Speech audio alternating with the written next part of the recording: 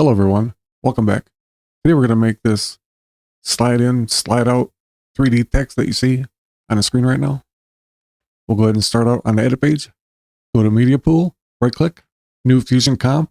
You can name it if you want to, but you don't have to. And go ahead and leave it on 5 seconds. And go to fusion. Get a background. Wipe it into the media out. Turn to alpha all the way down. Grab a 3D text node. And a merge. Spotlight. And a render. Merge the render into the background. And it'll make a merge. Put the merge 1 and viewer 1. For those of you that don't know me, I have to use this on-screen keyboard because I'm paralyzed. I can't use my hands and arms. Select the text node, put the text you're liking in.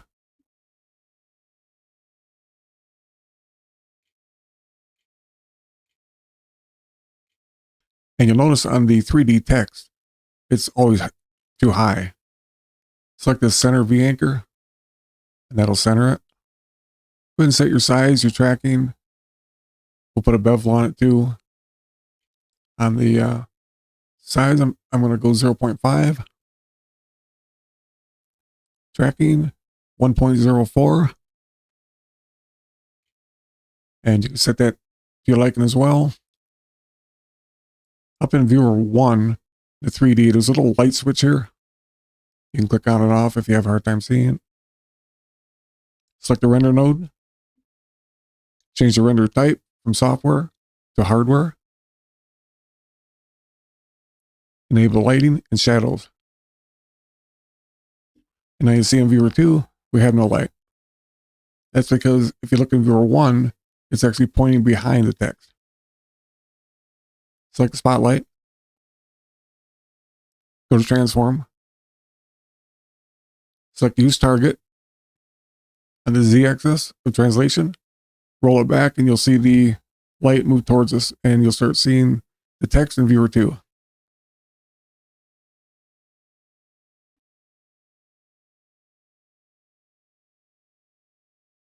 I don't have a middle mouse wheel like you guys do, so I have to move around the 3D with the drop-down menu.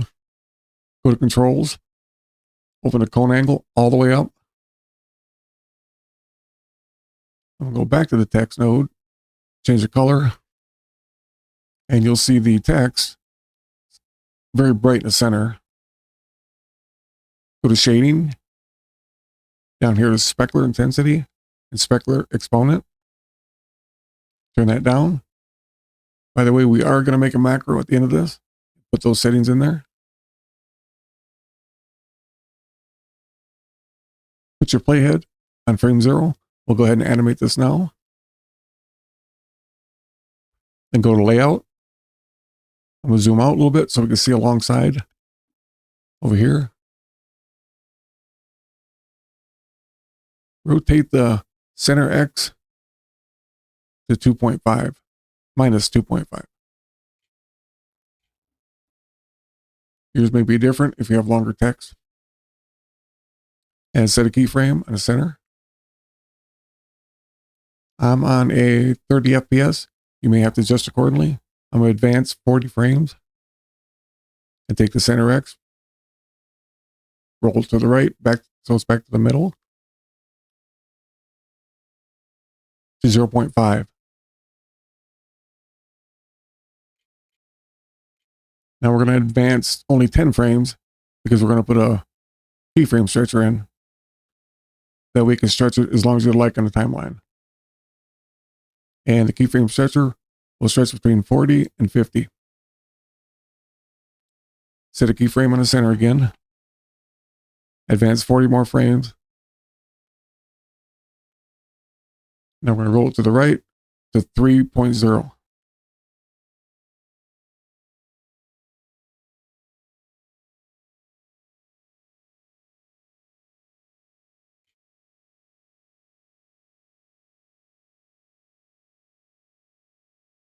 Okay, select the merge.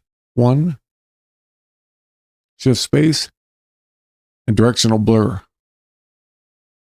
Select the directional blur. If you look at it, it goes two different directions. We're going to be going to the right.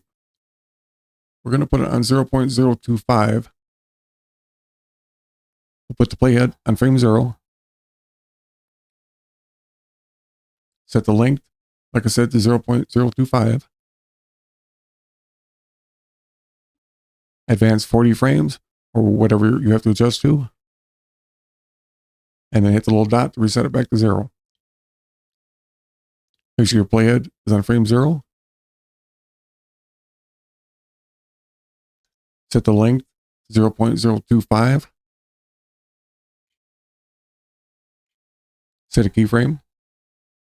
Advance 40 frames, or to whatever you have to adjust to. Hit the little dot, resets it back to 0. Advance 10 frames again. Set a keyframe on the length. And advance 40 more. And we want 0.025. We'll get a play.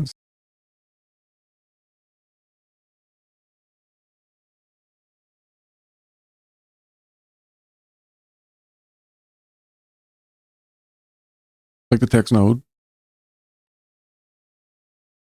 Open your spline.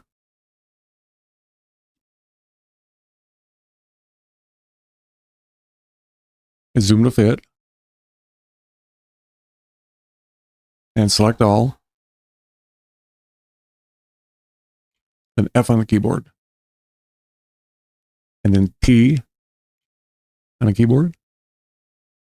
And this little ease in, ease out window will pop up. We're going to do both the ease in and ease out. So we'll lock that. Take it somewhere around 55. Then hit the exact.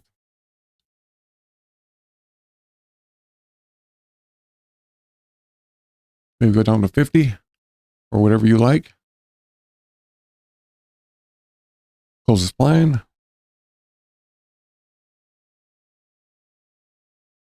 Go back to the text on the text node. Open the window back up. We'll set our excursion. I'm going to set the depth to 0.1. We'll go to dual viewers for this.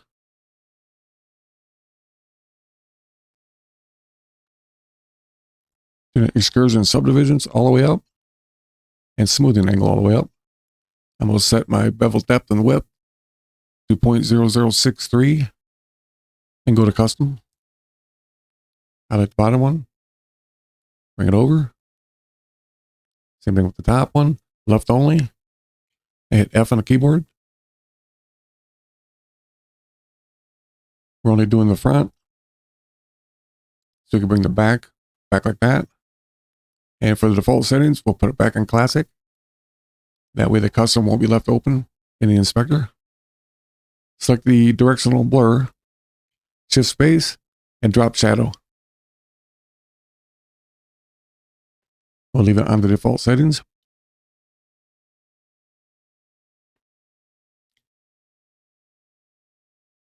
And select the drop shadow, shift space, and keyframe stretcher. Scrub your playhead to the right. Before we do that, we have to set the keyframe stretcher up. We are stretching between frame 40 and 50.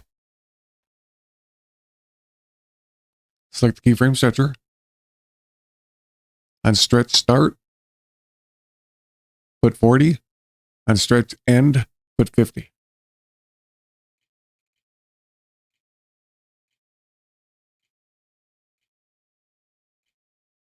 Now we have to adjust the source end, the dial. So you want to run the playhead to the right to where it starts to leave the screen. And roll it back on with the source end dial. You may have to do this several times.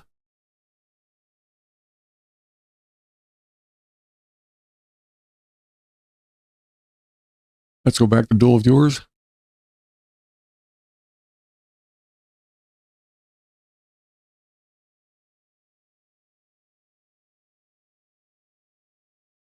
Select the spotlight. Depending on the length of your text, you may have to take your light back farther like I do. Go to transform.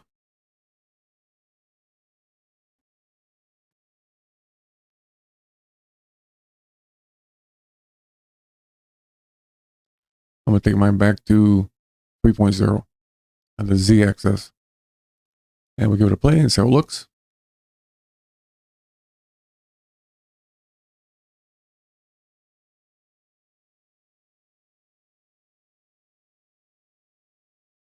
Okay, we'll go ahead and make the macro.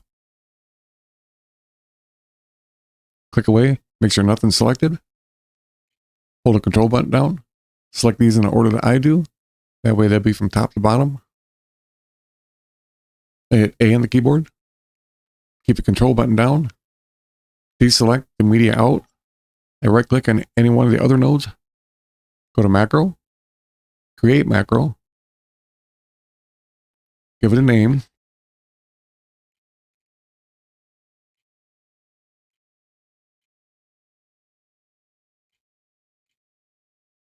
And follow along.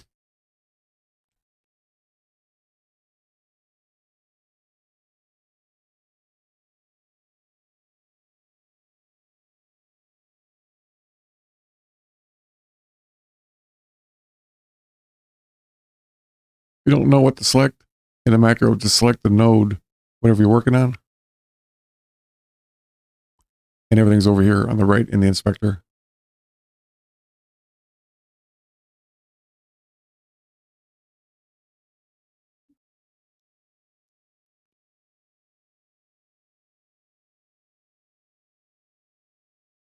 And go to shading.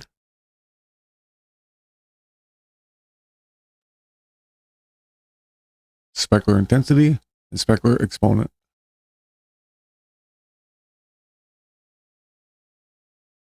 Spotlight. Just put light in front of intensity.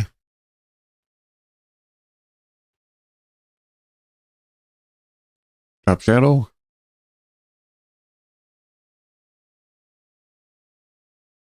Go to file. Save as group. It takes you to macros. Go to Fusion instead. Templates.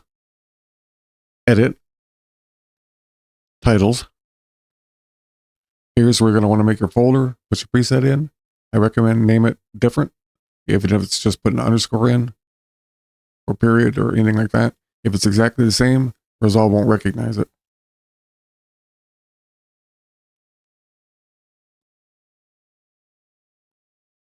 Hit save.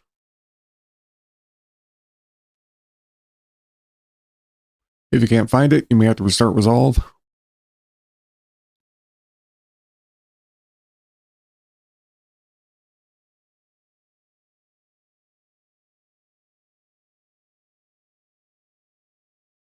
That's the one we just made.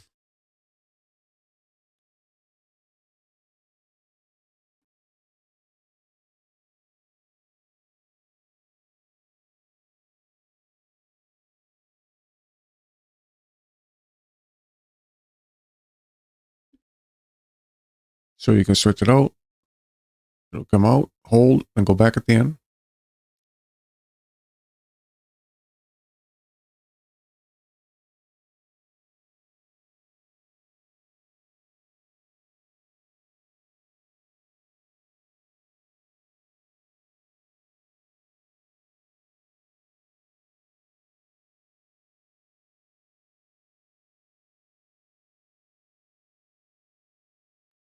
If you click on it, you'll see I have all the controls over here in the inspector.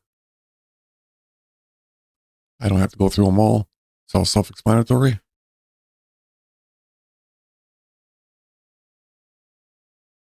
Well, there you go. Thanks for watching, and I'll see you on the next one.